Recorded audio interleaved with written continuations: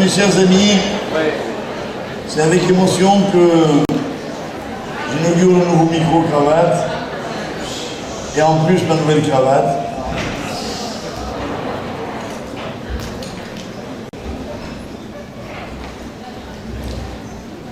Je suis très heureux de vous recevoir tous. Enfin, je ne suis pas chez moi, mais je vous reçois quand même pour un sujet qui apparemment semble vous intéresser. Et vous avez raison. Comme d'habitude, notre soirée se divisera en 3 parties. Le chiour, les questions et le cocktail. C'est à vous de décider quel est le plus important à vos yeux. Vous avez le droit de trouver les 3 importants. Et ce qui compte au-delà de tout, c'est que vous soyez là. Et si vous voulez bien, comme le sujet est complexe, on va rentrer tout de suite dedans.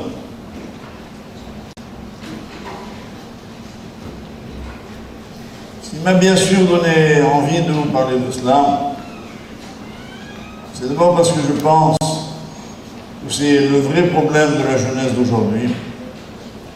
Pourquoi se marier? Et pourquoi se marier entre juifs?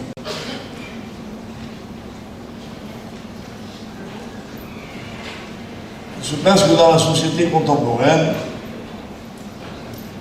le mariage est de moins en moins pris au sérieux. Il y a moins de gens qui se marient dans la société en général. Il y a de plus en plus de gens qui divorcent. Résultat, tout va mal. Je crois d'abord que ce constat vient d'une inquiétude générale. On vit dans un monde dans lequel on cherche tellement à nous faire peur de tout que légitimement, l'avenir nous inquiète. Et puis, de toujours, de tout temps, l'homme a du mal à s'engager. Alors aujourd'hui, on essaie de trouver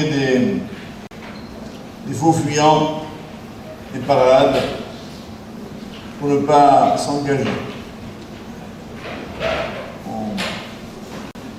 On vit avec sa compagne, comme on dit à l'Élysée.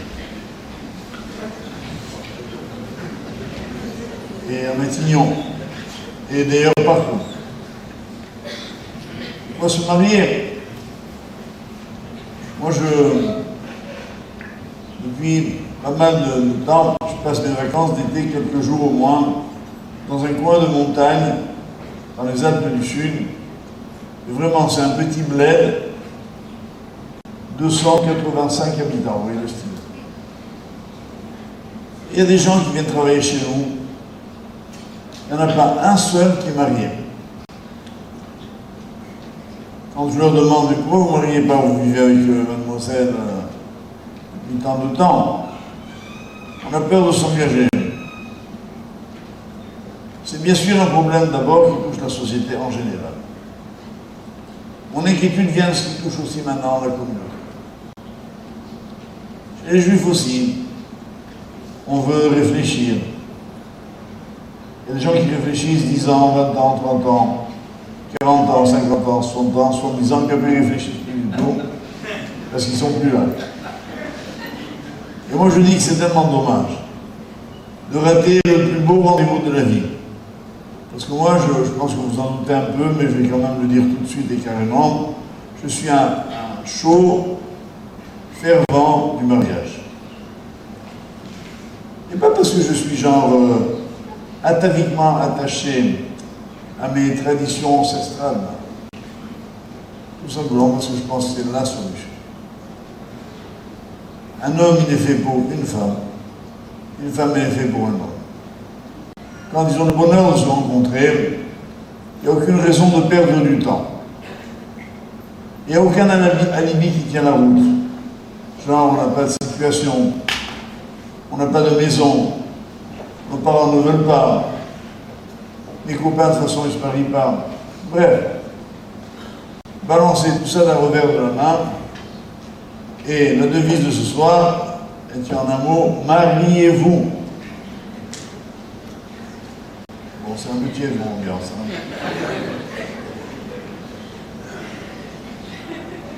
On va vous chauffer un peu.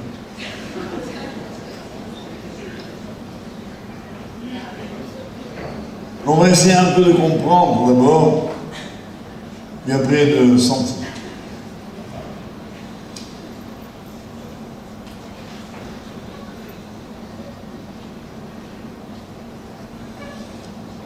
Si, comme dans tous les sujets que nous traitons, nous regardons d'abord la Torah, qu'est-ce qu'elle nous dit? Elle nous dit qu'Hachem a créé un homme et une femme, à l'origine. Mais elle dit aussi qu'ils étaient un seul être. Ils étaient androgynes. Il était androgyne. C'est-à-dire bisexués, hommes et femmes à la fois. Qu'a fait Hachem? Il les a séparés. Un peu comme les frères siamois qui sont reliés par leur colonne vertébrale. Hachem a procédé à une opération chirurgicale. Il a séparé Adam de Chana. Après, il s'agissait quoi? De se retrouver et de construire ensemble, une nouvelle unité. Il y a un verset très clair qui dit ça au début de Bereshit.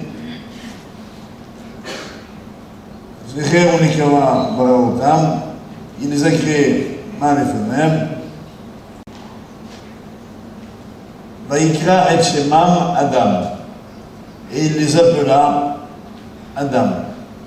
C'est-à-dire que le concept de Adam, c'est pas un homme, c'est un homme et une femme. C'est-à-dire qu'en fait, nos maîtres diront de là dans le Talmud, qu'un homme ne s'appelle homme, d'après la Torah, que s'il est marié. C'est-à-dire qu'ici, il y en a pas mal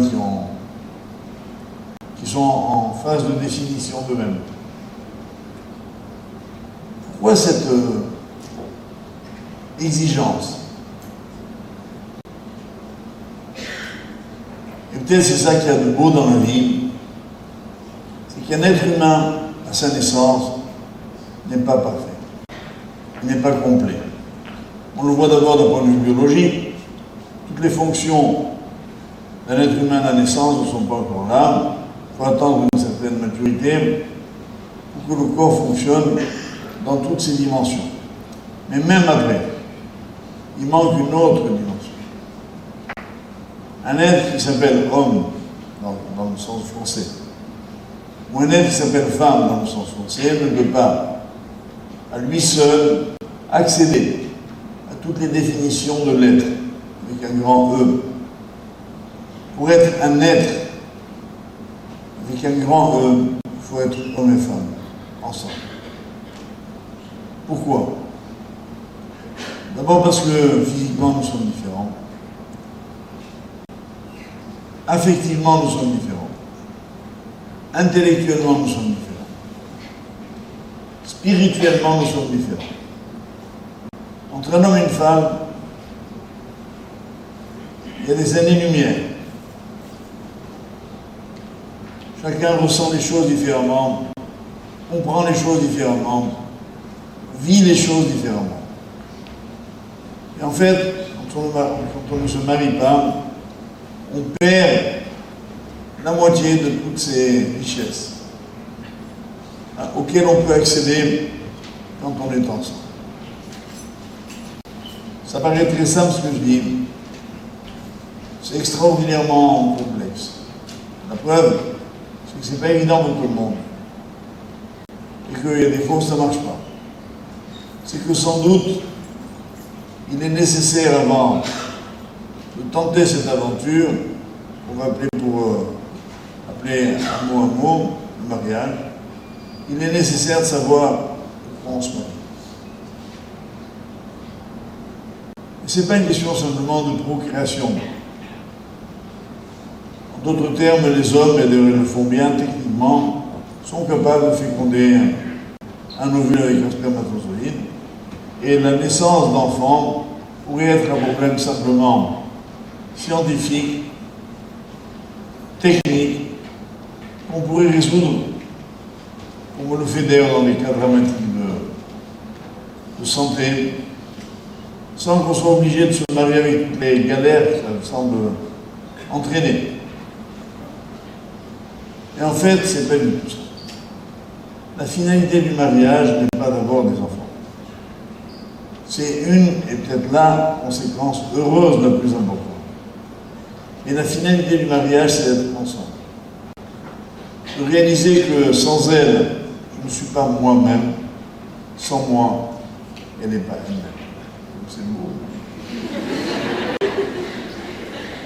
En fait, c'est vrai, c'est ça. Chacun se réalise à travers l'autre.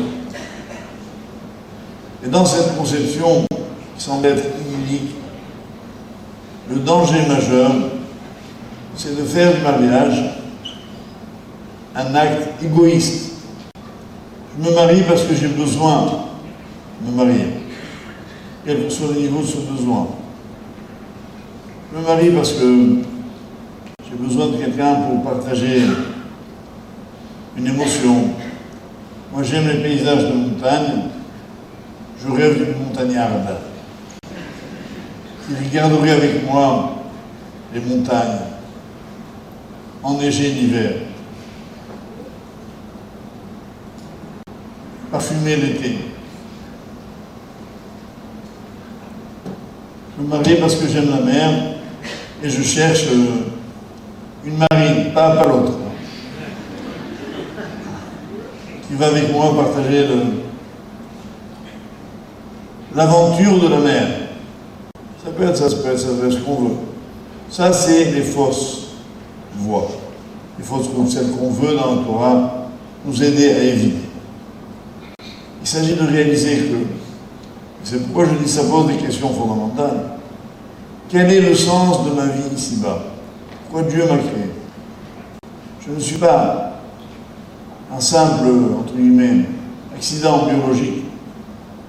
Je suis un être doté de raison, de volonté, qui a un rôle à jouer dans son monde. Voilà comment la Torah conçoit la vie. Elle ajoute immédiatement, et pour jouer ce rôle, et pour y parvenir, il faut que nous soyons deux.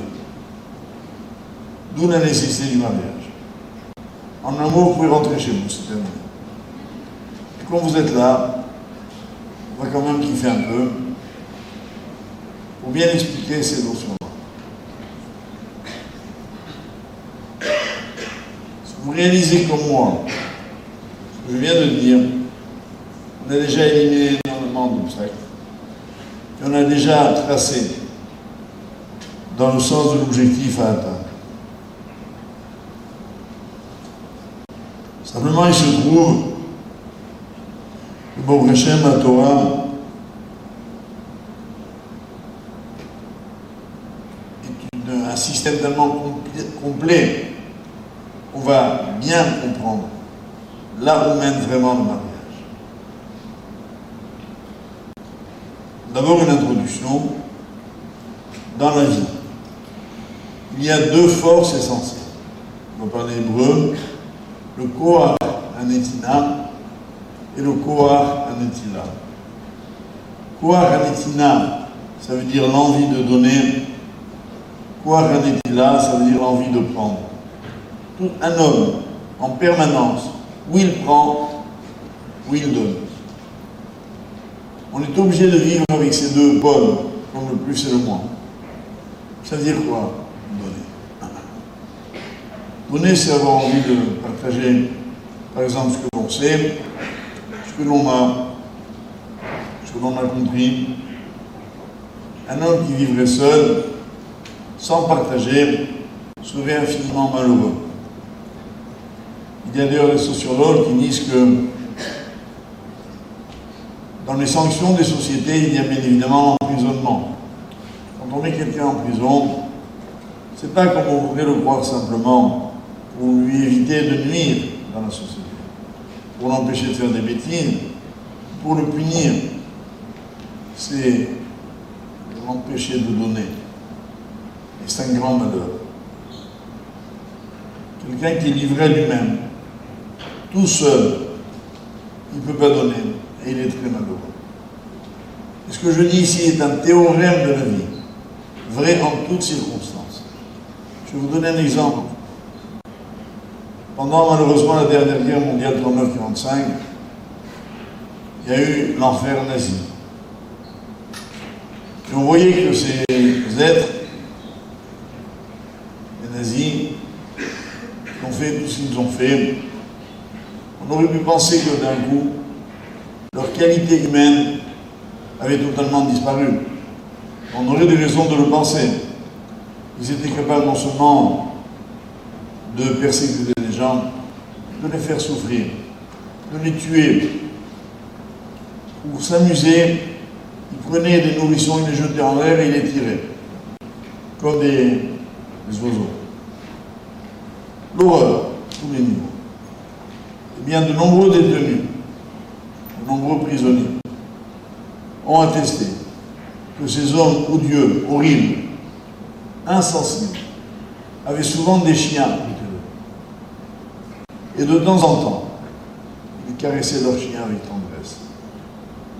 C'est un peu comme si dans un monde déshumanisé, dans un univers sans amour, dans lequel eux-mêmes, finalement, ils devaient se faire du mal aussi.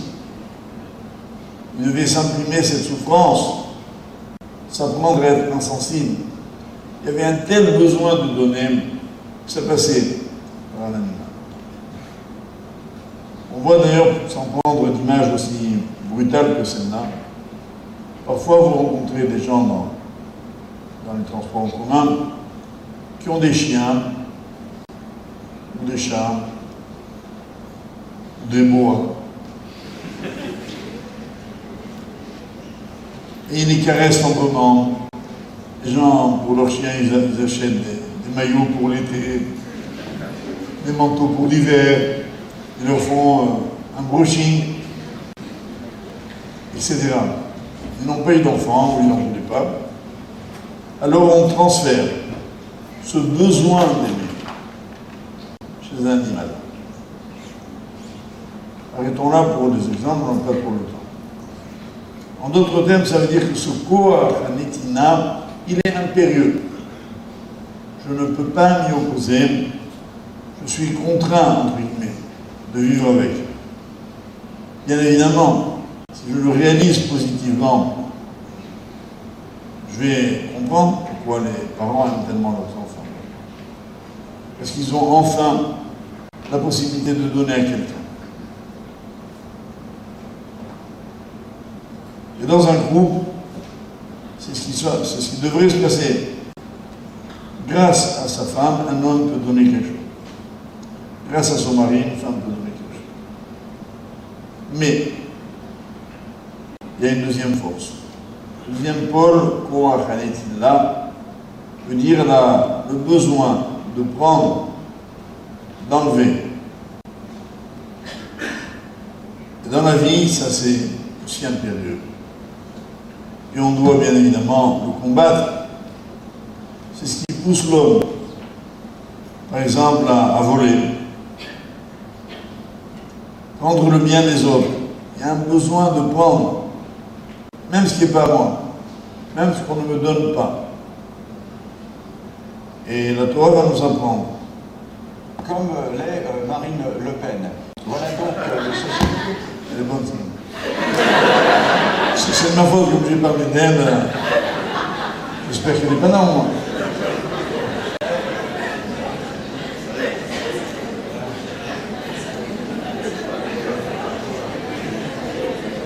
C'est une interférence, je pense, c'est ça.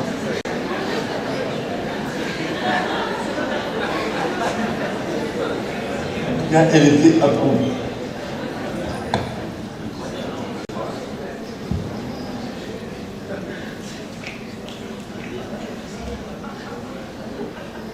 Réussir à gérer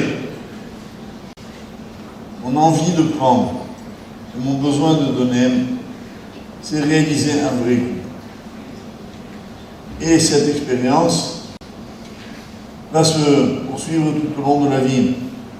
On n'est jamais arrivé. Parce que bien évidemment, les problèmes dans un couple vont naître de ce que la femme elle a envie de certaines choses, l'homme d'autres choses, et chacun va attendre de l'autre qu'il lui donne ce dont il a besoin. Et c'est là où on se plante complètement. C'est quoi un vrai couple? C'est un couple qui cherche non pas à prendre, mais qui cherche à donner. Mais donner quoi? Parce que j'ai besoin de donner? Apparemment, non. Je cherche à connaître ce dont l'autre a besoin pour pouvoir lui donner. Et c'est là que je me prends à l'aimer. Et là, suivez bien ce que je vais dire maintenant, c'est un point essentiel du Shiron. Généralement, on croit qu'on donne à ceux que l'on aime. Pour la Torah, c'est le contraire. On aime ceux à qui on a donné. Dès que j'ai donné quelque chose à quelqu'un, je me prends à l'aimer. Je vais donner quelques exemples. Même sur le plan humain, matériel, les paysans adorent leur terre. Pourquoi? Parce qu'il n'y a rien de plus difficile, de plus prenant que le travail de la terre. L'homme est penché sur sa terre et il doit enlever les mauvaises pierres, les mauvaises herbes, il doit sarcler, bêcher, il doit labourer, il doit ensuite récolter. C'est un travail très pénible, très long. Les paysans adorent leur terre. Ils ne la donneraient pour rien au monde. D'ailleurs, regardez bien, par exemple, les paroles de la Marseillaise à nos enfants de la patrie. Ils viennent jusque dans nos terres. Hein? Nos terres, c'est nous. On me prend ma terre, je n'existe plus. Il n'y a qu'un peuple qui a réussi à rester lui-même sans terre, c'est Israël. On n'a pas eu de terre pendant 2000 ans, on est resté Israël. Mesurez que c'est un tour de force. Nous ne sommes pas un nationalisme de plus. Nous sommes un peuple qui a une autre vocation, dont la terre fait partie. Prenons un deuxième exemple. Un artiste. Un artiste qui peint un tableau, qui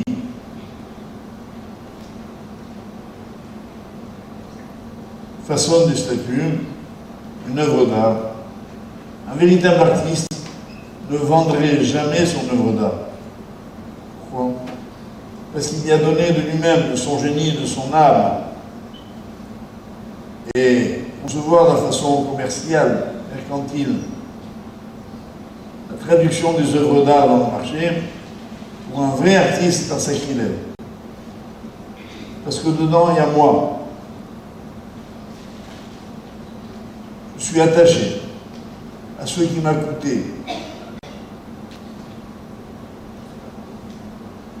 La Torah apprend ça, je veux dire, quand il devait y avoir une guerre, il y a tout un chapitre de la Torah qui nous dit qu'il fallait rassembler les futurs combattants et leur demander, poser 3 questions.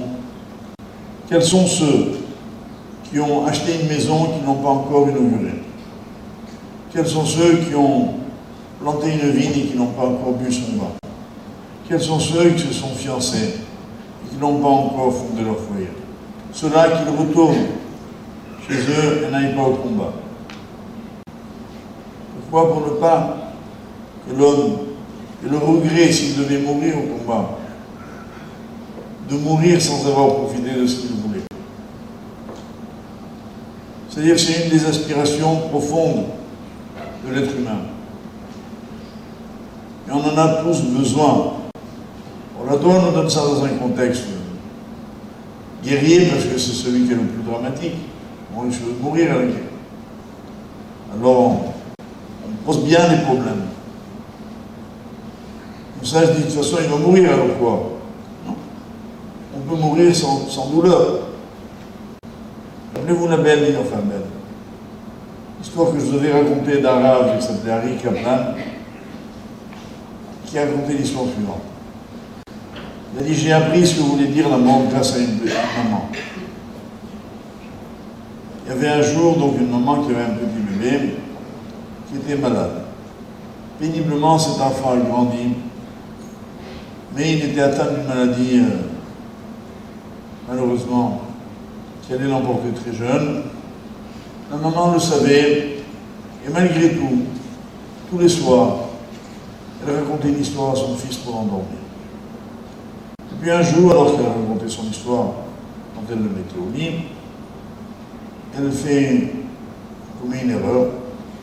Elle dit dans un récit qu'elle a dû lui raconter, puis le roi est mort. Alors le petit garçon, il arrête sa mère et dit, maman, ça fait mal de mourir. Et la maman lui répond, non, non, ça fait pas mal. Je vais te dire ce que c'est que la mort, dit-elle. Quand tu étais petit, il t'arrivait de t'endormir dans la chambre de papa et maman, et pendant ton sommeil, ton papa te prenait dans ses bras et il te ramenait dans ta chambre. Elle lui dit, la mort, c'est ça. On s'endort dans un endroit qui n'est pas à nous, on se réveille dans notre endroit là-haut. Définition simple, claire, limpide. Mais en fait, quand on réalise tout cela, d'abord on n'a plus peur de la mort, on a bientôt dans notre peur, et puis surtout, il faut réaliser que le but de la vie, c'est pas de mourir un jour, c'est de vivre. Même bien qu'en français on dise les hommes sont des mortels. C'est la façon de définir l'être humain, parce que c'est la seule chose dont nous soyons sûrs. Dans nos vies, on est sûr de rien, sauf de mourir un jour. Voilà pourquoi on nous appelle des mortels. Et si nous essayons de nous élever de cette conception, de la dépasser, de réaliser que la mort n'est pas une fin, qu'elle n'est qu'une étape, un transit, par lequel on passe, qui a quelque chose évidemment d'effrayant, parce qu'on sait pas ce que c'est. Personne n'est venu pour nous raconter. Ceux qui sont morts n'ont pas eu le droit de revivre dans ce monde, pour nous dire voilà comment ça se passe. Par contre, heureusement, quand on est un juif croyant, on a des textes d'une extrême clarté sur ce sujet, qui disent notamment que la mort est une manière de faire un jour un bilan de sa vie, et qui est indispensable, parce qu'autrement on n'apprécierait rien de la vie. Quelqu'un qui vivrait éternellement, il n'apprécierait rien. Il dirait, de toute façon, j'ai le temps. C'est pas maintenant, c'est demain, c'est pas demain, c'est dans 10 ans, dans 5 ans. Là, on ne sait pas combien on va vivre. On est donc sous tension permanente. Au lieu d'y voir une angoisse, voyons-y une chance. Et ça vient conforter ce que je vous ai déjà dit dans le chiot, à savoir que un couple, autant qu'il se forme le plus tôt possible, pour partager ensemble toutes les expériences. Parce que c'est ça qui est beau.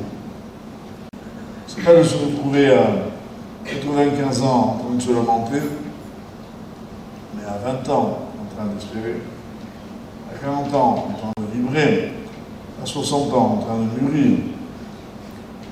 Ça me fait penser à un monsieur qui avait dit, moi je me suis marié dans ma vie 3 fois. Une fois à 40 ans, c'est marié encore. Je me suis marié une première fois à 40 ans, c'était un amour passion. Une deuxième fois à 40 ans, c'était un amour plus mûr. Une troisième fois à 60 ans, c'était davantage intellectuel. Et les trois étaient de beaux mariages, parce que c'était tous les 3 avec la même femme. Vous avez compris? Non, vraiment. En fait, un couple, un vrai, se remarie tous les jours, sans les frais. Le mariage, c'est une facture. Il faut louer les salons roches, trouver un traiteur, il faut acheter une robe, un costard, une voiture, l'angoisse. peut se marier tous les jours sans frais. Dans la mesure où quoi? Dans la mesure où il y a vraiment entre nous un véritable amour. Le véritable amour, c'est justement celui-ci dont je parle vraiment. Celui qui consiste à constamment être pour l'autre. Beaucoup de gens, malheureusement, veulent se connaître avant le mariage, connaître signifiant intimité physique entre eux. C'est une lamentable erreur. Un couple n'y est pas honte, mesdemoiselles, d'arriver à votre mariage en toute virginité. N'ayez pas peur, messieurs, d'arriver à votre mariage en toute inexpérience. Pour garder la fraîcheur, l'émotion d'une première union avec votre femme. Je ne vis pas dans la lune, hein, je sais très bien ce qui se passe tous les jours ici. Hein. Et j'ai le droit de rêver. Et en plus, ça marche. Je m'appelle Youssef, donc généralement, les rêves se réalisent. Donc moi, je rêve, pour une jeunesse juive d'aujourd'hui, il y ait cette conception du mariage.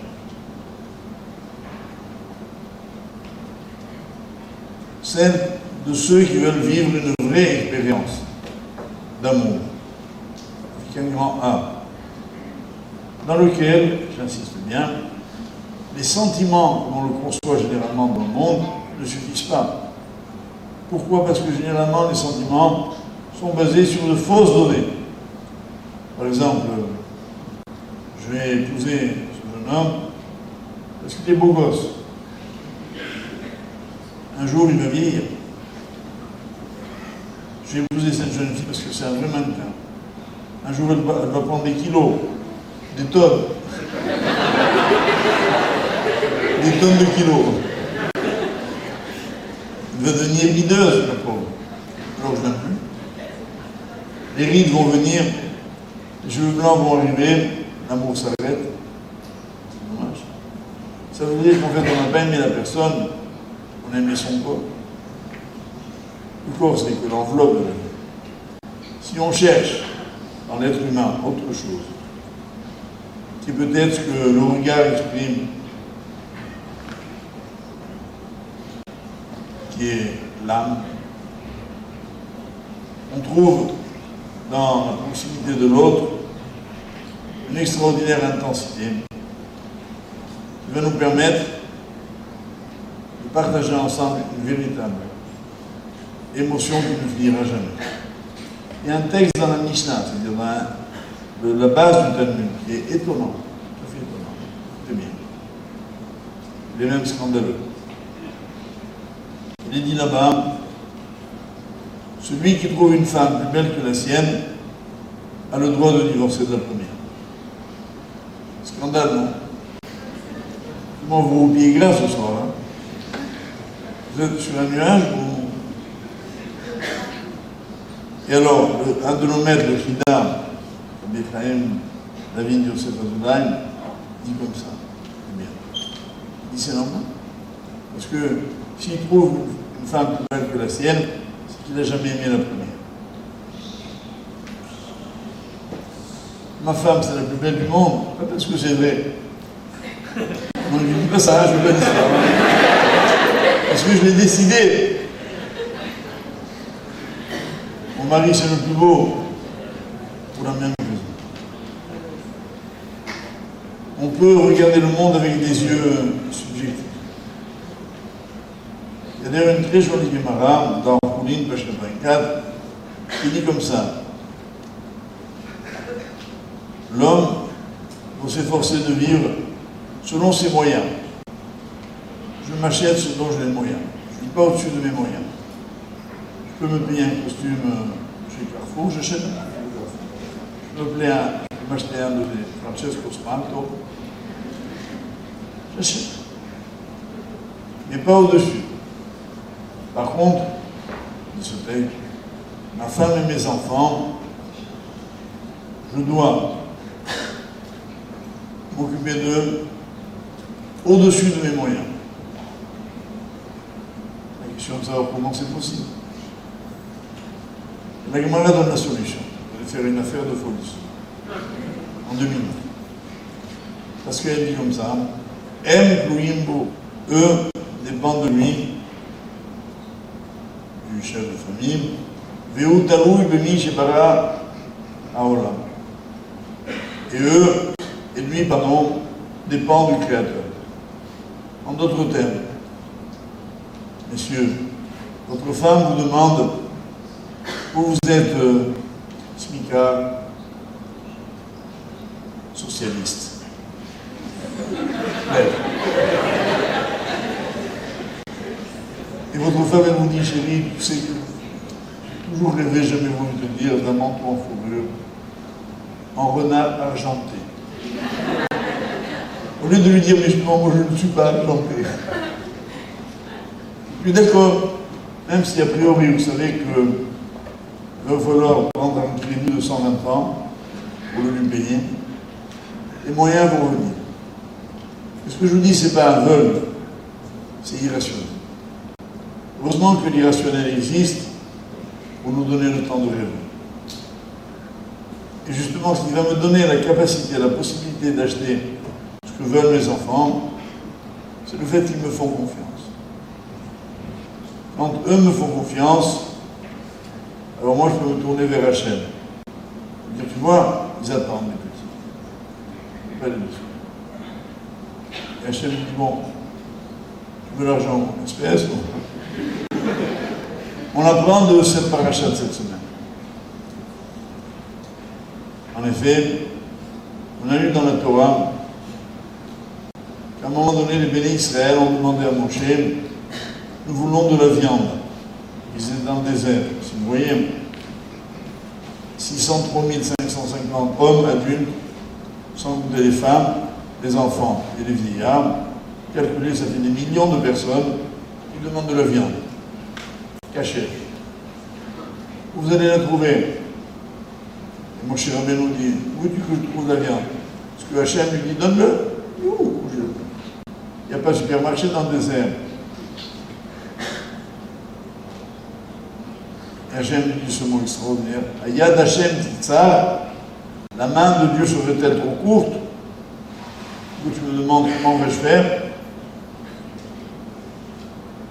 Et l'argument de Moshe Rabbeinu était le suivant. Et Anochi, Arit Yet Kola Amazé. Et Anochi Elitiou. Est-ce moi qui ai engendré ce peuple-là? Est-ce moi qui l'ai mis au monde pour que tu me donnes, pour que tu me demandes, donne-leur de la viande? Pour ça, je dis ça. Moshe Rabbeinu dit à Dieu, si j'étais leur père, s'ils me considéraient comme leur père, je pourrais. S'ils me font confiance. Vous savez, il m'est souvent arrivé que vous me demandiez à la fin d'un cours une béracha, telle ou telle suite. Je ne sais pas si vous avez fait attention, très souvent j'ai répondu, si vous avez confiance en moi, moi je peux rien de tout, je suis un homme comme vous. Mais c'est ce que tout de suite, je branche. Je branche, c'est quand je vois la petite là, ce qu'elle veut, je vais lui donner. Je vois le petit, ce qu'il veut, je vais lui donner. Et c'est possible, à condition que vous considériez que votre rave ou votre père a tous les moyens. En fait, il y a une scène qui m'a toujours marqué, moi. C'est les petits-enfants, quand leur papa, quand ils sont dans la voiture et leur papa conduit. Alors imaginez le papa, il a une 2 chevaux Citroën, modèle AZN de 1952. Vitesse maxi 70 km/h en descente. Et sur l'autoroute, le petit garçon, il voit une Ferrari. Il dit à son père, papa, dépasse là, dépasse là. On dépasse là. Le petit garçon, il est sûr que son père peut. Pour un petit enfant, son père a tous les pouvoirs. Pour une petite fille, sa maman, c'est la plus belle du monde, même si c'est pas vrai. Il a demandé aux enfants, les petits garçons veulent se marier avec leur maman, les petites filles avec leur papa, parce qu'ils sont les plus beaux, ils ont toutes les qualités. Cette naïveté, c'est pas seulement de la naïveté, c'est de la émouna. On a confiance dans celui qui nous a donné. Mon père et ma mère m'ont élevé On n'imagine pas tout ce que les parents endurent pour élever des parents, pour élever des enfants. Toutes les nuits de veille que passait une maman, quand son petit enfant avait un peu de fièvre, quand il ne voulait pas manger, quand elle avait tel ou tel petit souci de santé, etc. Tout ça, ça forge un capital qui établit entre les parents et les enfants une relation unique, la confiance absolue, la capacité de tout dominer, de tout dépasser. En fait, c'est ce qui devrait se passer dans la vie. Dans un couple, en fait, les choses sont un peu plus précises. Vous savez bien tous que la Torah interdit, il y a des unions qui sont interdites, qu'on appelle les incestes. Entre autres, un homme ne peut pas épouser sa sœur.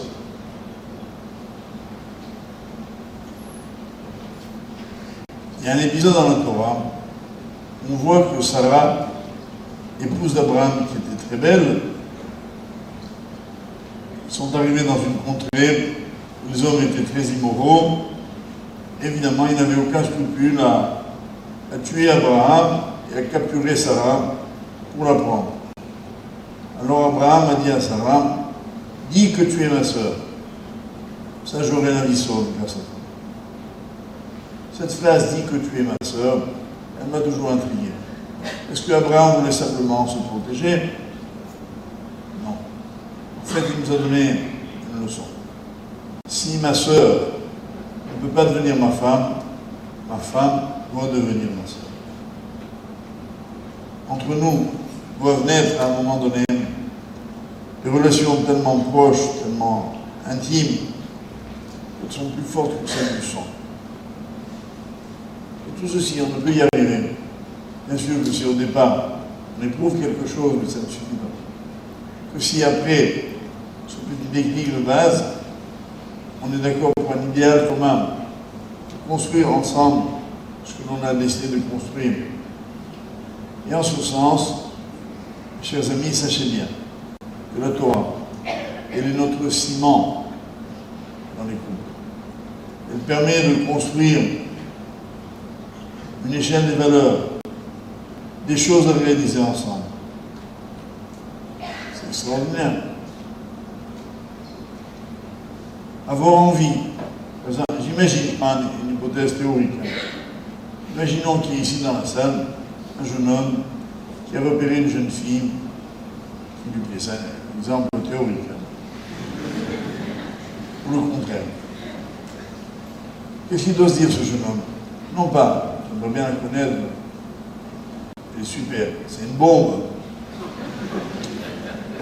Il doit se dire, qu'est-ce que j'aimerais, une fois marié, préparer le Shabbat avec elle, vivre un Shabbat, et que peu à peu notre table grandisse, et qu'autour de la table de 15 mètres de long, il y a des enfants qui viennent la garnir.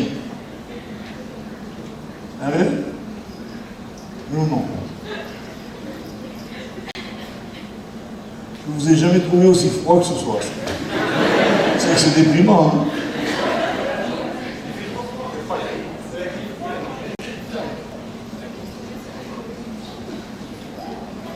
On va baisser la clim.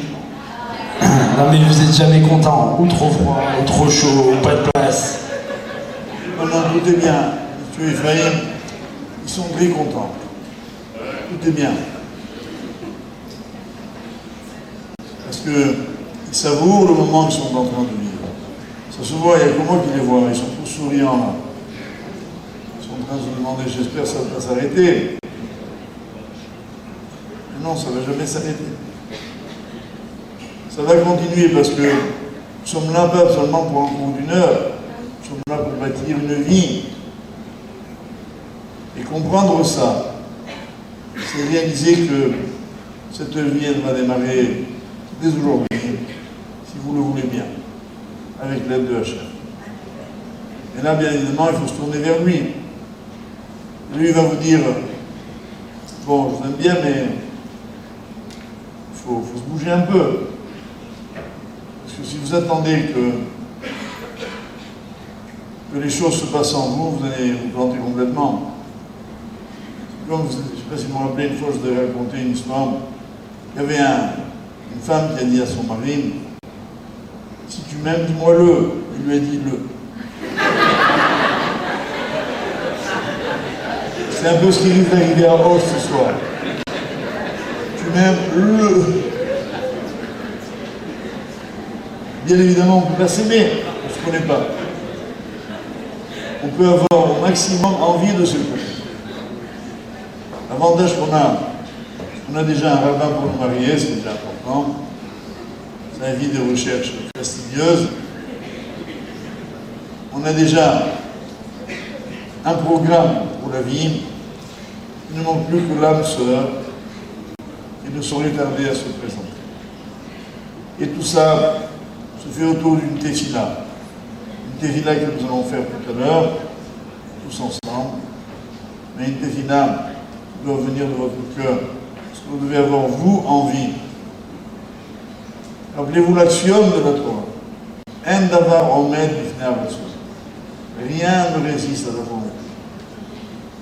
Il faut vouloir vraiment que ça puisse se passer. Et c'était d'abord mon but, de vous convaincre de cela. Maintenant, j'aimerais aborder deux aspects.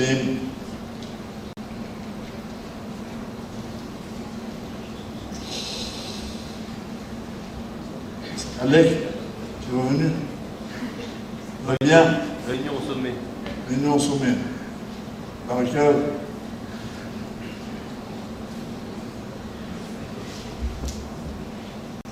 La vie d'un coup, après la Torah, est rythmée par le mikvé, par le bain rituel qui vient permettre au couple, en se basant sur la menstruation féminine, d'avoir des périodes d'intimité physique et des périodes d'éloignement physique. On pourrait considérer que c'est un peu cruel de se séparer dans l'hypothèse où on s'aime. Mais soyons optimistes, on s'aime. Vraiment. Le meilleur moyen de s'aimer, c'est de se séparer de temps en temps. Et ce qui peut permettre à un couple d'entretenir cette tension qui est l'envie de la retrouvaille. Et au-delà de cet aspect purement psychologique, il y a le fait que pour la Torah, le mikvé est une chose tout à fait extraordinaire. Ça n'a rien à voir avec un bain hygiénique. Bien que prendre un mikvé, une dame doit d'abord prendre un bain simple, elle doit évidemment être dans une totale hygiène, mais surtout, il y a une chose qui m'a toujours fasciné. Vous savez, il y a un organisme mondial qui ne nous aime pas, tous les organismes mondiaux d'ailleurs, qui s'appelle l'OMS, OMS, Organisation mondiale de la santé. Donc c'est un organisme de l'ONU qui est subventionné par nos amis. Israël est toujours condamné. J'ai appris par quelqu'un qui est placé à l'ONU que tous les jours, les pays arabes viennent à l'ONU dans un seul but. De quoi on va condamner Israël? Bien d'autres le font. Eh bien, tenez-vous bien, l'OMS possède des statistiques sanitaires. Et ils sont arrivés à la conclusion publiée, donc connue mondialement, que le pays du monde où il y a le moins de maladies vénériennes et de cancer du vagin, c'était Israël. Il y a comme ça dans toutes les maladies, un pays qui référence. C'est Israël pour toutes ces maladies. Quand les savants ont essayé d'en chercher la cause, elle n'est ni sociologique, ni économique, parce qu'en général, dans les pays riches, il y a moins de maladies microbiennes que dans les pays pauvres. La prophylaxie est davantage exercer, il y avait une raison. Parce que les Juifs viennent de toutes les régions du monde. Une raison, c'est la pratique du mikvé. Pourquoi? Parce qu'après la période des règles, pendant 7 jours, la Torah interdit les contacts dans le couple. Qu'est-ce qui se passe? Comme les parties génitales de la femme ont été en quelque sorte abrasées par l'écoulement sanguin, donc fragilisées, un rapport à ce moment-là provoque un plus grand nombre de maladies. Comme la Torah interdit les rapports à ce moment-là, la femme en est protégée. C'est une conséquence, évidemment, ce n'est pas le but de la Torah d'être un livre de médecine, mais c'est toujours la même, c'est ce que dit le Rambam, Maïmonide, la même logique. Dieu, le créateur du monde, c'est lui qui a créé l'homme. Il sait ce qui est bon pour lui, ce qui est nocif pour lui. Comment pourrait-il nous donner une loi, la Torah, qui serait mauvaise pour l'homme? Les mitzvot ne peuvent être que bénéfiques. C'est pas, je le bien, ce n'est pas leur but, c'est leur effet. La cacheroute n'est pas une loi sanitaire, elle n'est pas simplement de l'hygiène, mais elle ne peut pas, la cacheroute, faire du mal à l'homme. C'est impossible. Ce serait cynique, grâce à ce homme de la part du Créateur. Donc, dans ce domaine, on voit entre autres un des effets positifs du mikvé. Et ce qui m'intéresse, c'est de vous dire juste 2 mots. Sur le mikvé lui-même, c'est une sorte de bain dans lequel on entre. Après, je répète, en fait, ça peut être complète, qui est en contact avec de l'eau naturelle, de l'eau de pluie filtrée, ou de l'eau de source, ou un fleuve. Et pourquoi ça? Évidemment, les mitzvot de la Torah n'ont pas à s'expliquer. Mais nos sages ont quand même essayé d'en donner au moins une allusion. Lors de la création du monde, Adam et Chava ont été placés dans un milieu idyllique, qu'on appelle le paradis, un milieu, comment dire en français, paradisiaque, Gan Eden, le jardin d'Éden, où là-bas tout était merveilleux.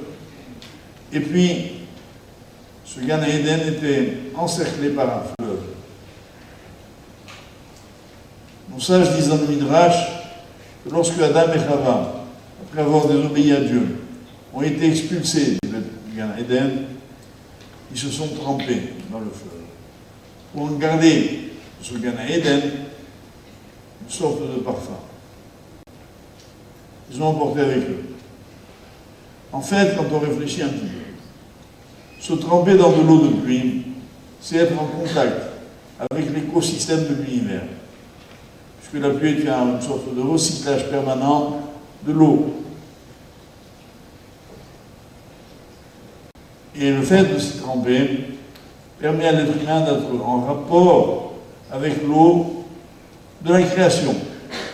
Puisqu'on voit bien dans la Torah que dès la création du monde, les rois Elohim, le souffle de Dieu planait à la surface de l'eau.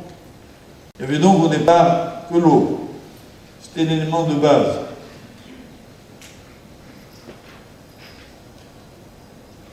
En fait, la terre aurait dû s'appeler la mer. Peut-être qu'on voulait dire par là que c'est là où l'homme peut vivre.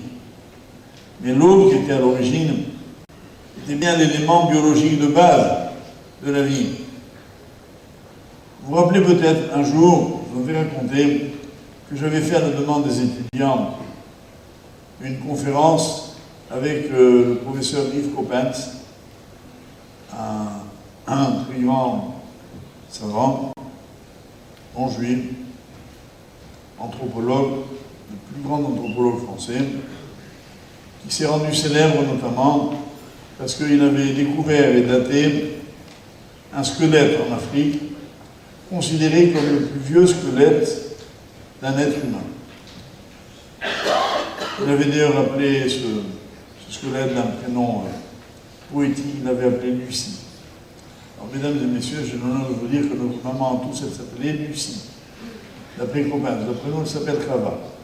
Et le point commun entre les deux, c'est que lorsque la Torah dit qu'à l'origine il y avait une mère, une femme, ça voulait donc dire que d'un même d'une même matrice, d'un même corps, peuvent naître à terme des milliards de personnes. Ça paraissait au départ invraisemblable.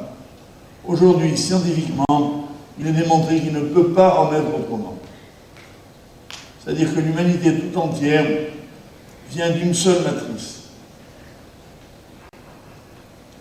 Et notamment, je pense à lui, ce monsieur, parce que quand nous étions tous les deux devant notre public, fort poliment, on s'est dit, alors l'autre voulait parler le premier, on a dit, bon, parlez-vous le premier. Il m'a donc donné à moi l'honneur de parler en premier. Et j'ai exposé quelques idées de la Torah. On avait comblé à peu près une demi-heure chacun. Je termine mon temps, celui de prendre la parole.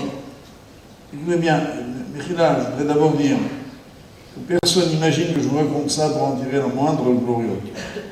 Ce savant dit alors devant tout le monde, il devait prendre la parole pendant une demi-heure. Il a dit, je n'ai rien à dire, tout ce qu'a dit le rabbin, je suis d'accord. Moi j'ai fait un kiff. Ça voulait dire que la Torah est vraie. Et entre autres, quand j'ai dit que à l'origine il y avait l'eau, d'un point de vue scientifique, c'est la base de tout. La molécule de base de la vie, c'est l'eau. C'est ce que la Torah veut dire. En prenant un mikvé, c'est un peu comme si on s'immergeait dans la source de la vie. Pour retrouver quoi? Pour retrouver une capacité d'effacer notre passé. Parce que ce qu'il y a de plus dur à vivre dans la vie, c'est de traîner un boulet. Qui ici n'a pas fait de bêtises? Qui n'a pas commis d'erreur? Ça m'handicape dans la vie. Moi, j'aimerais un jour me dire, tiens, je vais renaître. Demain, je recommence ma vie. J'ai une bonne nouvelle pour vous, c'est possible. Ça s'appelle la Teshuvah. Et dans la vie d'un couple, on appelle tous les mois le mikvé. Un mikvé, c'est l'occasion de renaître dans un couple, de redécouvrir une nouvelle facette de notre vie commune. Et cette force-là, que le peuple d'Israël a, lui a permis de véhiculer toutes ses valeurs sans en perdre aucune. Et sachez que ça n'a pas été facile. Parmi les choses qui m'ont fasciné dans la vie, c'était la découverte des mikvaot de l'histoire. Parce qu'un mikvé est quelque chose d'extrêmement complexe. L'eau qui vient doit être de l'eau de pluie, certes, mais elle ne doit pas transiter par une matière comme le fer, etc.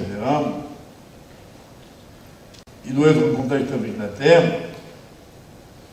etc. Enfin, plein de halachot, de lois. Et voilà que les Juifs n'ont jamais abandonné le mikvé. Je vais vous donner 3 exemples que j'ai vus, que je vous invite à voir. En vous rendant en Israël un jour, visitez la forteresse de Matsada. Matsada au-dessus de la mer Morte. Là-bas, les Juifs se sont organisés pour résister à l'envahisseur romain. Il y a eu donc ça un petit noyau de nos frères qui ont tenu un temps incroyable contre les Romains, pourtant 1000 fois plus puissants qu'eux.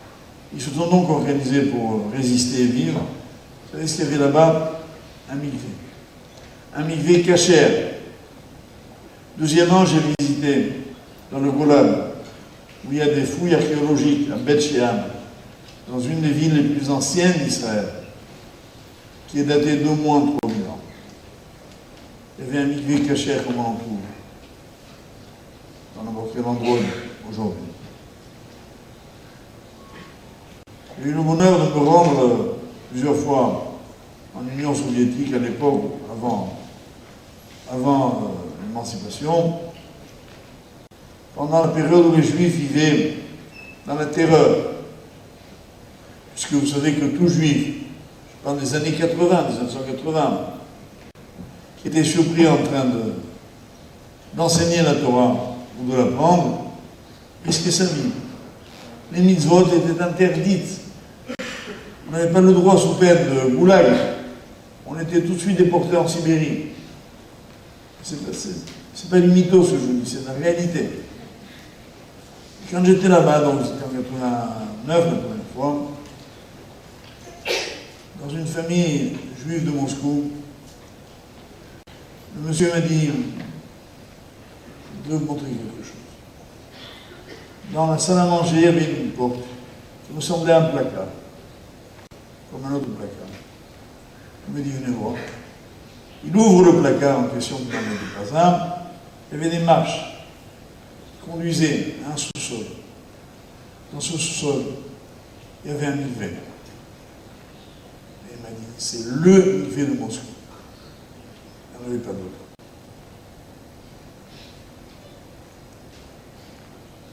Et ainsi tout le temps, partout, dans les conditions les plus difficiles.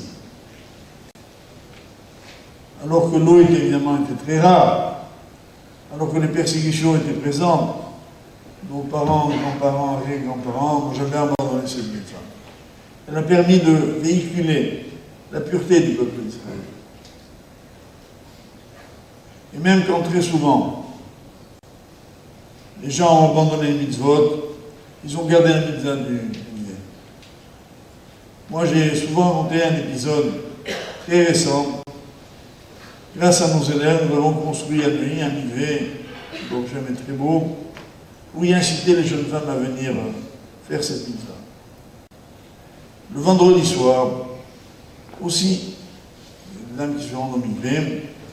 Or, comme c'est très difficile, d'abord parce qu'il faut quelqu'un qui aide la jeune femme à s'inspecter puis se tremper, il y a un tour de bénévoles qui s'est organisé.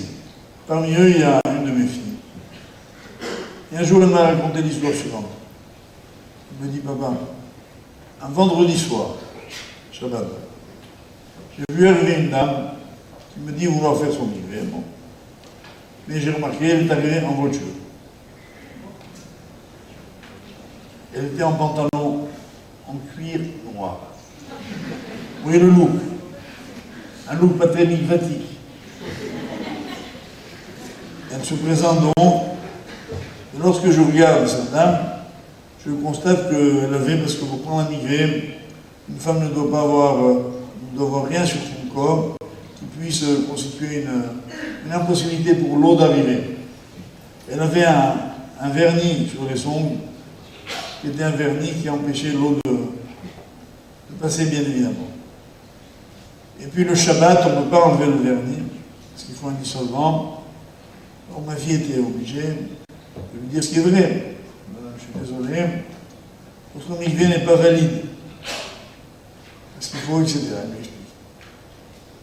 Cette jeune femme, donc on vient, je vous décrire un peu le look et le type d'engagement. Voiture Shabbat. Alors ma fille lui dit, comme on le lui a appris, écoutez madame, si vous voulez, trempez-vous quand même, pour ne pas que votre mari trouve à redire, où tu étais, j'étais au Mikvé. Ah bon, ça y est. Alors allez-y, trempez-vous quand même, et puis, mais il faudrait revenir demain soir. Après Shabbat, on fera le vrai Mikvé. On fait ce soir un Mikvé bidon, un Zamin Mikvé, et demain soir, le vrai. Et ma fille m'a raconté une chose extraordinaire. Cette dame est revenue le samedi soir. Elle lui a dit, j'ai dit la vérité à mon mari. Et mon mari ne m'a pas touché. Bon, vous, les dames, vous ne pouvez pas comprendre. De toute façon, ils comprennent un peu, là. Un homme qui est resté séparé de sa femme pendant au moins une douzaine de jours, il l'a vu aller au Mikvé, qui revient et lui dit c'était pas bon, il a des nerfs.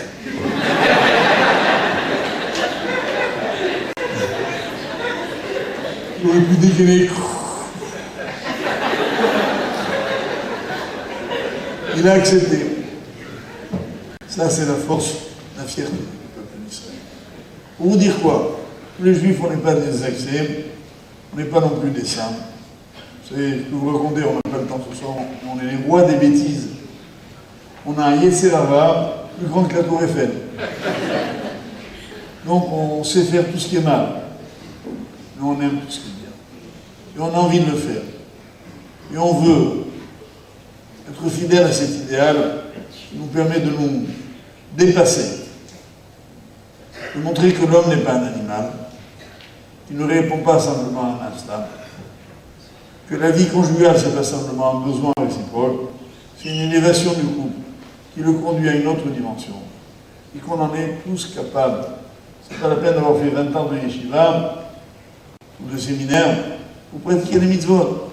C'est à la portée de chacun d'entre nous et les juifs au fond d'eux. Ils aiment les mitzvot. Ils ont envie de les faire. La preuve en est apportée tous les jours. Et moi, je me faisais un plaisir, une joie, un bonheur de vous le dire. Voilà, mes chers amis, il est déjà 22 heures. J'ai promis à Ephraim que le cours n'excéderait pas 1 heure. Et ça fait 64 minutes et 15 secondes que je parle. Je suis déjà en temps additionnel. Donc, on va s'arrêter là. Et je vais demander maintenant s'il y a des questions. On peut applaudir.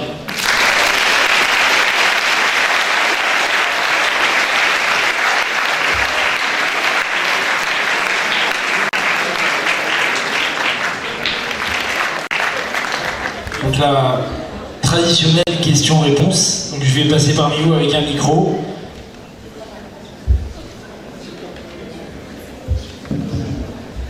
Alors je transmets la question telle qu'on vient de me la transmettre. Est-ce qu'un vrai amour peut-il succomber au Yetzirah? Oui. Dans la mesure où le mari dit à sa femme, mon Yetzirah, c'est toi. En fait, c'est mieux, bien sûr, que par Yetzirah, on parlait de simplement la tentation de l'un vers l'autre, mais du risque de déviation qui est inhérent en toute situation. Un couple peut risquer de se dévoyer, pour être clair, de se tromper, de vivre des vies parallèles. Et tout ça, les échecs sont possibles. Mais les solutions sont aussi possibles. Alors, on a une question, un jeune homme. Alors moi c'est Yorin, et je me suis posé la question si le Yetzirah, ça concerne seulement la religion juive ou ça concerne tout le monde en général. Bien évidemment, ça concerne tout le monde. De quelle manière?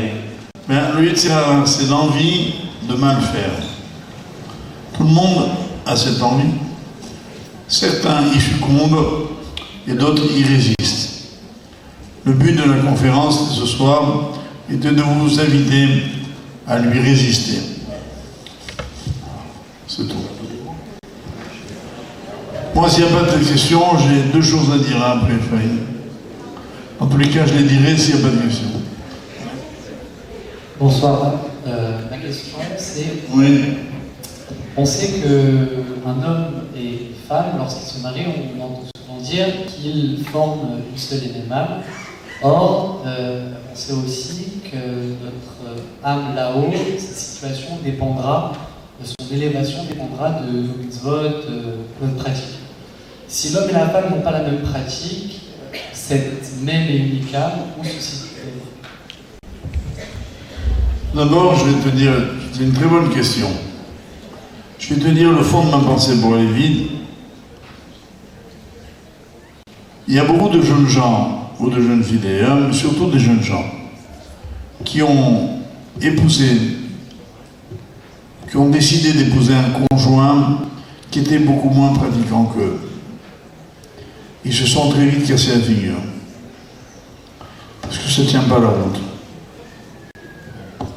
Ce qui est assez étonnant, c'est que dans la mesure où la jeune fille, elle, est plus pratiquante, ça peut marcher. Mais quand elle est moins, ça tourne mal. Donc il est évident qu'il faut être, je ne dirais pas à l'unisson, c'est trop beau, mais au moins dans la même direction.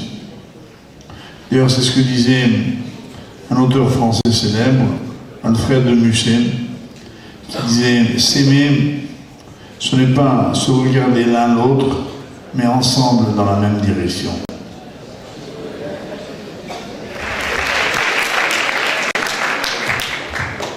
En fait, c'est souvent comme ça.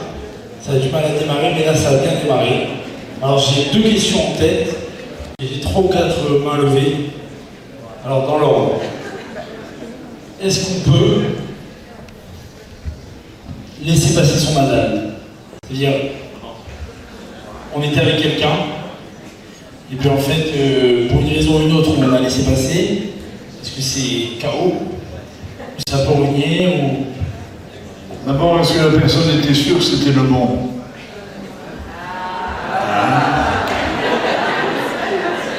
Moi, je pense comme ça. Il y a parfois des couples qui se forment, des jeunes gens, jeunes filles, qui sont persuadés que c'est le bon ou c'est la bonne, et puis ça casse.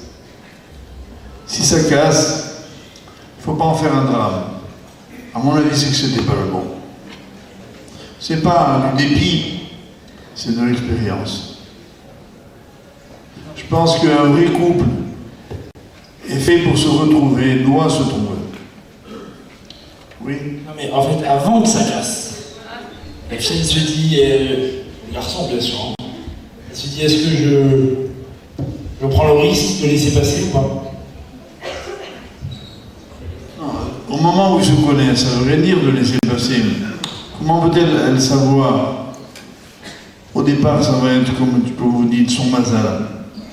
Sauf s'il voit tellement de choses en commun, ou il voit tellement de choses en commun, parce que très souvent, on se fait des films, on croit qu'il n'y a qu'elle ou qu'il n'y a que lui. Moi, je crois que c'est là où le fait de faire un cours de Torah permet de resituer un peu les idées au clair, et de se dire, dans la mesure où on est prêts tous les deux à bâtir ensemble un foyer de Torah, et qu'on se convient, qu'on se trouve bien ensemble, il ne faut pas hésiter. Et si ça ne se fait pas, c'est que même là on s'est trompé. Il ne faut pas être fataliste, ni défaitiste. Si l'union ne s'est pas faite, c'est qu'elle n'était pas voulue par Hachem.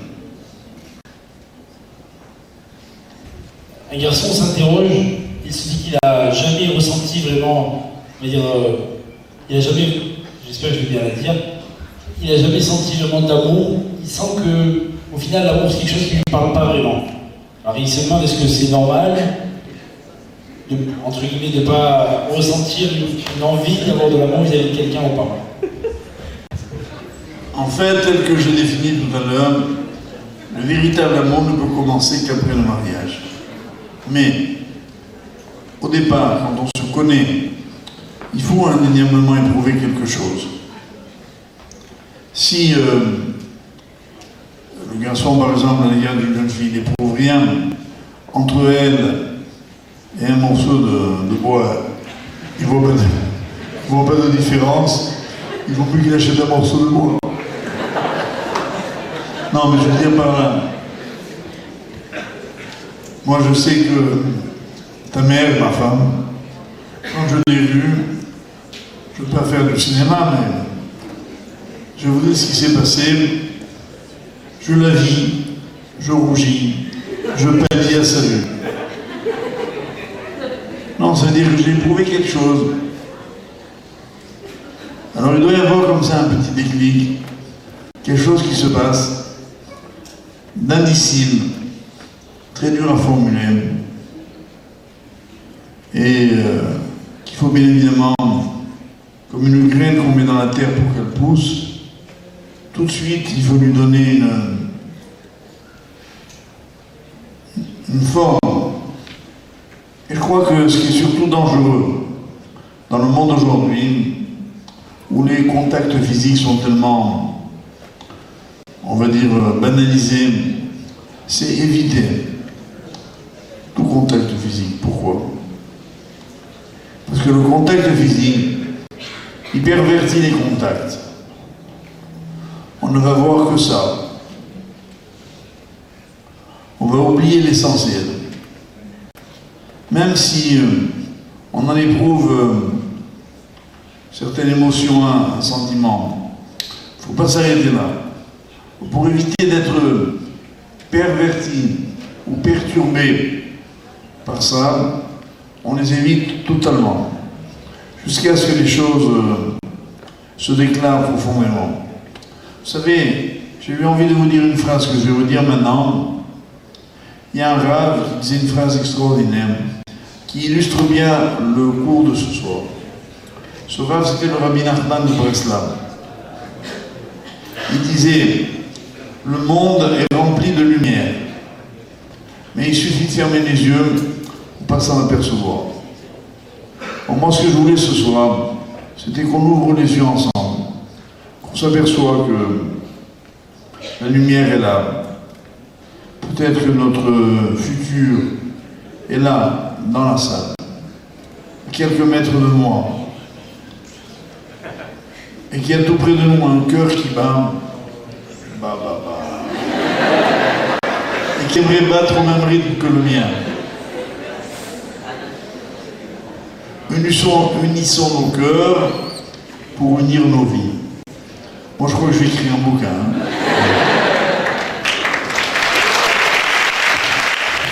J'ai une question. Bonsoir. Oui. Merci. Oui. Merci pour ce JO. Je voulais vous poser une question. Vous avez évoqué le terme d'âme-sœur lors de cette conférence et je voulais savoir pourquoi parfois on avait l'impression de rencontrer une âme-sœur au sens propre du terme, c'est-à-dire une personne dont on se sent sincèrement lié, mais avec qui on ne finira pas nécessairement par se marier, ou alors même si on finit par se marier, ça ne marchera pas. Mais pourtant, on croyait sincèrement, on était sincèrement convaincus que c'était une âme dont on était lié.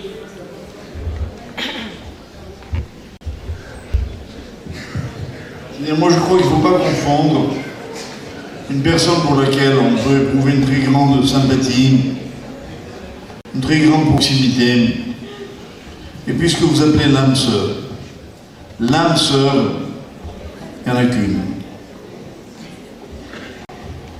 Je pense que on peut au départ croire que c'était la bonne, et puis s'apercevoir que c'était pas ça. Voilà pourquoi, quoi qu'il en soit, le coup de foudre où on l'entend généralement, c'est-à-dire où ça se passe très vite, en quelques secondes, comme la phrase que j'ai dit tout à l'heure, bon, moi j'y crois pas trop. Moi je l'ai vécu, mais c'est un cas unique, enfin très rare. En général, il faut un peu se méfier du coup de foudre. Comme j'ai dit tout à l'heure à la question de monsieur, il faut éprouver quelque chose. Il faut après le valider, l'intérioriser, être sûr que ce n'était pas simplement un coup d'émotion. Parce que l'émotion peut nous tromper, elle aussi. Donc il faut prendre un peu le temps avant de se lancer. On a dit qu'effectivement, il y a une certaine émotion à la veille du mariage, au début du mariage. Mais quelle est la clé pour que cette émotion, qui va forcément se transformer en autre chose, mais qui puisse tenir sur le long terme? Voilà un petit peu la question. Comme je dis tout à l'heure, parmi les solutions que la Torah préconise, il y a ce rythme de la vie conjugale qui s'appelle le mikvé, et dont nos maîtres disent dans le Talmud, et ne se trompent jamais, que lorsqu'un couple se retrouve après le mikvé, c'est comme s'il se remariait à nouveau. Et cette chose est loin d'être purement factice, elle est vraie. Et puis dans un couple, il faut savoir entretenir ce sentiment. Par exemple, même quand on est marié depuis quelques années, il faut prendre de temps en temps la possibilité de se retrouver en tête-à-tête, même si on a un prochain des enfants, sortir au restaurant, faire un séjour à Venise dans une gondole, etc. Non, ça veut dire que c'est vrai. Il faut provoquer des occasions de réactualiser l'émotion. Alors, je voulais demander si jamais on rencontre... spécialisé dans ce sujet, j'aime bien voir avec qui j'ai affaire. Allez-y, oui. Donc, si jamais on rencontre son mazal trop jeune et qu'on se marie trop jeune, est-ce qu'après, au bout de quelques années, ça n'aime pas à des regrets, enfin, pour l'homme ou la femme, de ne pas avoir vécu, entre guillemets, sa vie? Merci d'avoir posé cette question parce que c'est archi faux. Bon, je suis très sérieux. Moi, je suis persuadé que plus on se connaît jeune et mieux c'est. D'une part. Et d'autre part, il est infiniment plus beau, heureux de partager tout ensemble que de réfléchir autrement. Ou bien on est un vrai couple et on veut ne jamais se quitter, ou bien on n'en est pas un et il vaut mieux ne pas se rencontrer. Laura m'a dit tout à l'heure que quand un homme se marie, c'est là qu'il devient un vrai homme. C'est une fille qui écrit, hein. Et que les chamottes se lient. Mais si l'homme quitte le monde avant sa femme ou l'inverse, il se passe quoi pour celui qui reste sur Terre? Première question. Il redevient incomplet. Première question. Les Neshamot se séparent-elles? Troisième question. Elle est bonne, hein? Elle est un peu angoissée, cette jeune fille. Ah, je vais dire qui c'est alors. Je vais dire qui c'est. Ouais. Non. En tout cas, mademoiselle, désangoissez-vous. Je ne vais pas être lyrique, je vais être précis. Les âmes ne se quittent jamais. Même si elles sont séparées par Olam Haba et Olam Hazé, elles restent toujours ensemble. Tout comme, pour prendre un exemple, quelqu'un qui a perdu son père ou sa mère, qui l'a beaucoup aimé dans la vie, même quand il n'est plus là, on ne le quitte jamais. Je crois que c'est ce qu'il y a de beau dans le Neshama. La Neshama, elle est infinie. Elle n'a pas un lieu précis. Elle est partout. Et dans la mesure où l'union était réelle, elle est donc par définition éternelle. Donc en un mot, ma réponse, don't worry. Vous avez dit tout à l'heure que l'amour c'était le résultat du don et pas l'inverse, comme la plupart des gens ont l'habitude de penser. Et en même temps, la plupart du temps on donne aux gens auxquels on apprécie le plus. Donc est-ce que l'amour, le don serait pas aussi le fruit de l'amour? Enfin le fait d'aimer, on donne plus. Je ne crois pas, parce que dans la mesure où on ne donne qu'à ceux que l'on aime, c'est qu'on n'aime pas vraiment. Par contre, dans la mesure où on a donné et qu'on se met à aimer, notre amour, il a un sens.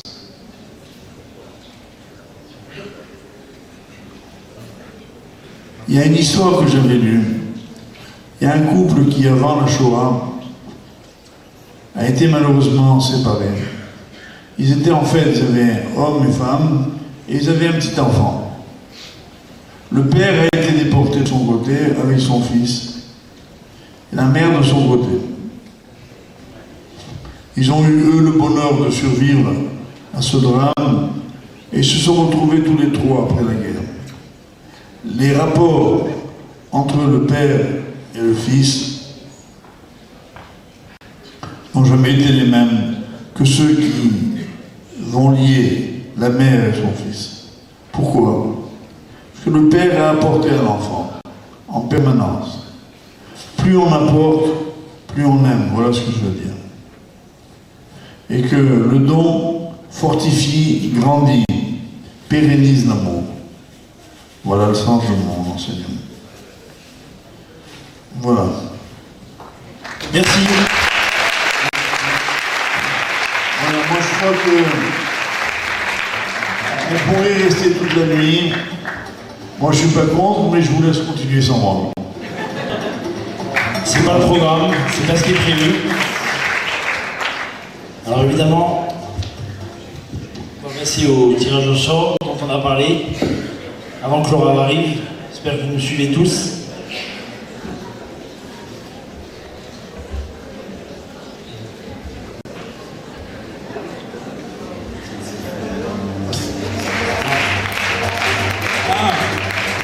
2, et 3, Rafi.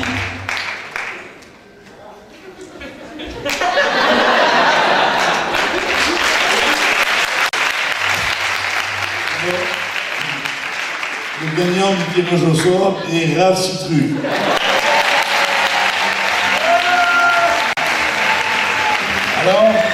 Alors c'est pas une blague, effectivement, le Raph Citruc est l'euro gagnant du tirage au sort de ce soir. Alors, il y a même deux cadeaux. Il y a même deux cadeaux qui vont être remis au Rav. Alors en fait, on va demander à Maggie de bien vouloir amener le cadeau qu'elle est censée avoir entre les mains, si vous pouvez lui transmettre. C'est un cadeau qui a été offert par une grande partie des élèves ici présents, mais également par quelques élèves un peu plus âgés qui ont tenu à participer. Et je voudrais juste insister sur un nom, c'est Jonathan Delalou, puisqu'il s'est beaucoup investi.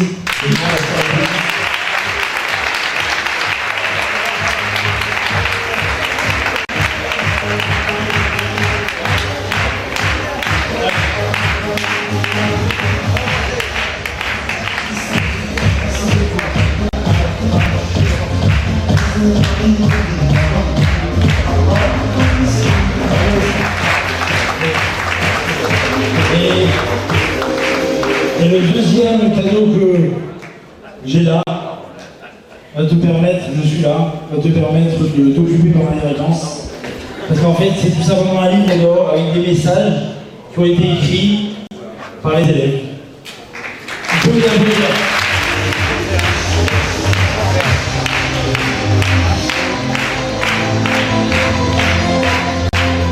Bien, merci beaucoup. Très sincèrement, je suis ému, mais c'est vrai, parce que d'abord, j'ai besoin d'un imperméable. Avec le beau temps qui s'est arrivé depuis 6 mois, j'ai cruellement souffert de ce manque. Et deuxièmement, le livre d'or est un superbe cadeau, parce que c'est là entre nous des liens très forts, indélébiles. Et ça vient, ces choses-là, illustrer le cours de ce soir. On ne donne pas à ceux que l'on aime, on aime ceux à qui on a donné.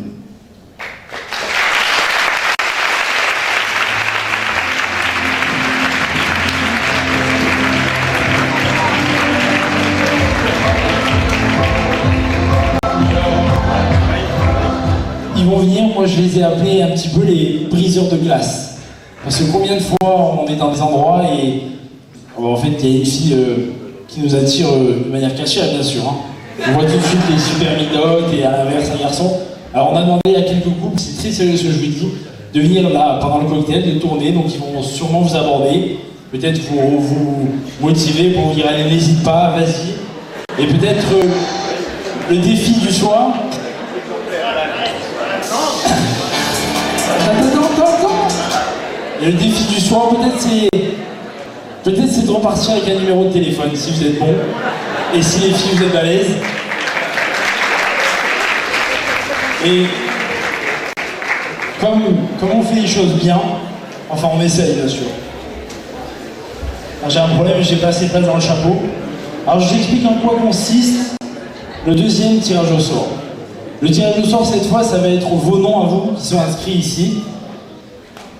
Et en fait, la gagnante ou le gagnant gagnera un cadeau extrêmement particulier qui sera en même temps un défi. Et bien sûr, je vous le écoute parce que je vais un petit peu t'engager en fait dans l'histoire. C'est que la gagnante ou le gagnant aura un an très précisément pour se marier. Attendez, oui, évidemment, si jamais la personne qui gagne au tirage au sort est déjà mariée, on repassera tout de suite à quelqu'un d'autre. Si la personne est fiancée, ça marche. Mais il faut que la personne se marie dans les 1 an Et surtout, en fait, le cadeau, c'est quoi? Parce que ça, c'était pas un cadeau, c'est une année plus autre chose, en fait. En fait, le cadeau, c'est que la préparation au mariage sera faite par le Rav Citruc et Madame Citruc.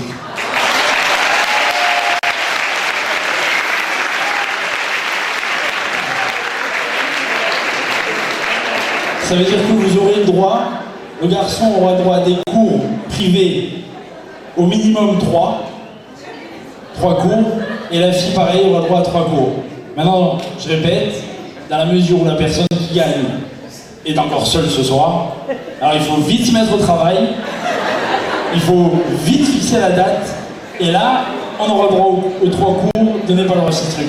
Vous avez compris, c'est un cadeau un petit peu empoisonné, c'est un peu dans l'esprit du cours. Peut-être même que ce fameux ou cette fameuse gagnante va peut-être trouver là où la fiancée ou le fiancé grâce à notre équipe de choc qui est donc là pour s'occuper de ça. 2 et 3, le ou la gagnante est Cohen Dov.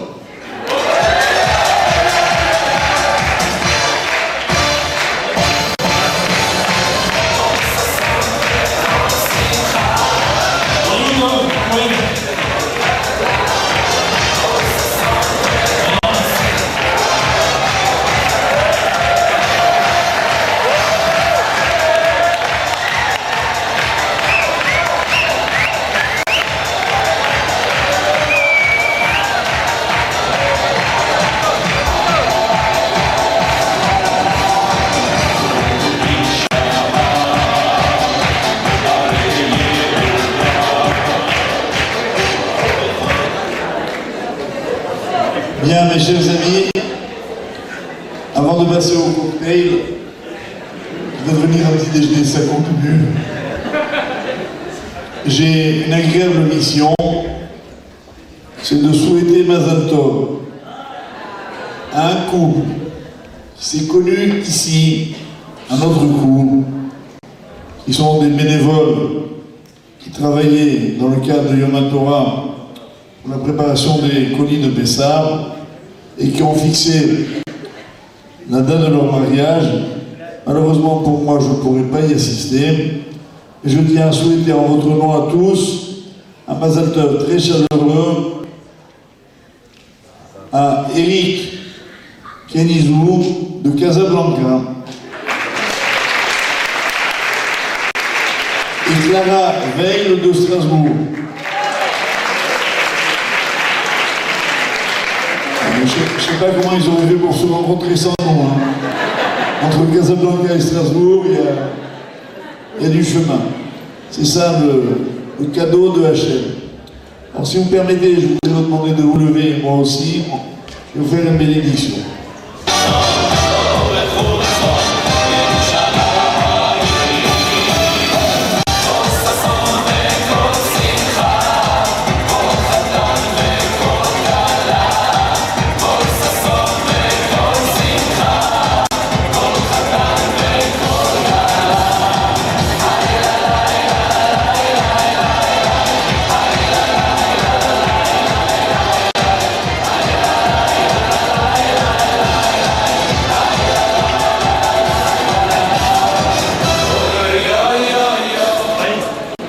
Bien, mes chers amis, avant la Beracha,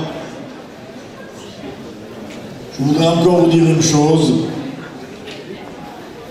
Le cours que nous avons eu le bonheur de lancer ici au Salon Roche est bien sûr un grand moment de bonheur pour nous, mais ce n'est qu'une initiation. Le but, c'est de ne pas en rester là et de progresser, d'avancer dans l'étude de la Torah. Et il y a un certain nombre de jeunes gens, érudits en Torah, qui sont prêts à former des groupes d'études, de limoud, pour ceux, notamment les garçons, qui voudraient étudier. Avec eux, à se mettre d'accord, bien sûr. Et je voudrais notamment accueillir ce soir un de ces jeunes gens qui est prêt à créer un groupe de limoud qui s'appelle Sam Lévy. Sam, oui tu es. Tu peux t'approcher, Sam? Je le vois pas. Il va arriver, mais surtout en fait, en attendant, ce qu'il faut, c'est qu'on vous a donné des feuilles de remplissage, enfin à remplir plutôt. On va vous demander peut-être de venir vers nous les rendre dans la mesure où vous avez rempli. Si c'est pas encore fait, faites-le. Et c'est vrai que cette personne qui est venue nous rejoindre pour ce soir est prête par la suite à nous guider, à éventuellement nous mettre en contact avec des gens pour essayer d'étudier peut-être un peu plus et de pouvoir donc si tu veux évoluer. Et j'ai la chance de voir arriver Laura Lévy, Laura Shmuel Lévy, qu'on peut appeler.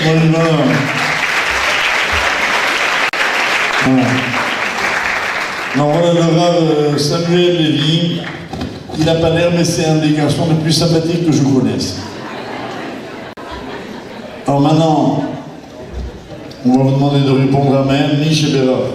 Avotenu Avraham Sarah Yaakov Yevarer et Kol HaKadosh Hashem Gdolim Uktanim ויזכה אותם לבנות בית נאמן בישראל על ברכי התורה בקרוב ולאחד ואחד מהם נזכה למסור את בן זוגתו או בת זוגתו ויזכו לבנות בית נאמן בישראל על ברכי התורה בקרוב. Voilà. Amen. Merci beaucoup, bravo. Je tiens juste à remercier les familles qui sont à chaque fois présentes pour nous aider, pour organiser ce cours, car comme vous le savez, évidemment, ça demande un minimum d'organisation pour organiser ces soirées. J'ai cité, en commençant évidemment les Savroches qui nous accueillent, notre ami Rafi qui est là, un ami que je nommerai juste Jonathan, qui est là à chaque fois pour nous permettre d'être notre vrai relais Facebook et autres, nos amis de 613 TV qui sont là, notre équipe d'accueil, Maggie, son mari, ainsi que les jeunes filles qui sont là à l'accueil. Je voudrais remercier tout le monde et citer les familles Nataf, Seroussi, également Haddad qui sont souvent présents pour nous aider. Donc à présent, nous ferons envie dans 10 minutes. Vous pouvez dès à présent rejoindre le cocktail qui est dans la pièce d'à côté. Et n'hésitez pas à venir embêter Laura Citru pour quelques wafons et bien sûr Laura Lévy qui nous attend. Venez vous approcher en nous. Merci bien, bonne soirée et rendez-vous le lundi 10 septembre pour le prochain cours du Rav à la rentrée. Lundi 10 septembre 2012, ici au Saint-Roch. Merci bien.